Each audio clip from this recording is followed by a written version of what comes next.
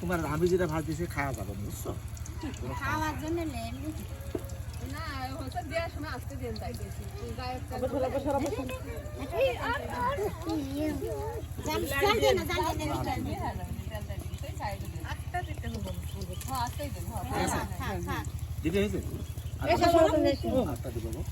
এই যে বাবা এই যে কেন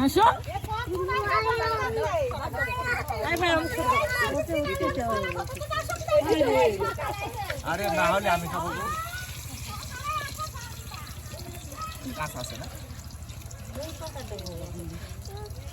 দুটো থাকে না